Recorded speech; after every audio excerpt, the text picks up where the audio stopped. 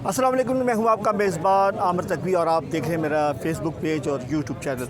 नाज़रीन, जैसा कि ईद में सिर्फ़ एक दिन बाकी रह गया है और इस वक्त जो सुन्नत इब्राहिमी अदा करने के लिए जो लोगों की बड़ी तादाद जो है मवेशी मंडियों का रुख कर रही है। इस वक्त जो हम मौजूद हैं चुनिया मवेशी मंडी पर, यहाँ पर बहुत सारे व्यापारी और ख़रीदार मौजूद हैं।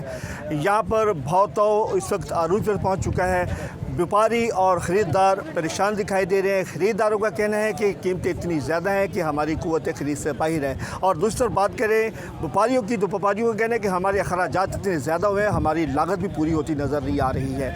हम आपको लिए चलते हैं मवेशी मंडी में, वहाँ पर हमसे बात करवाएंगे व्यापारियों से और ख़रीदारों से, उनका क्या कहना है। और यहाँ पर हम कोशिश करेंगे कि आपको लाइव किसी जानवर की ख़रीदारी करवाते हुए दिखाएंगे और देखेंगे कि किस तरह भाव तो होता है। आइए ले चलते हैं आपको मवेशी मंडी में।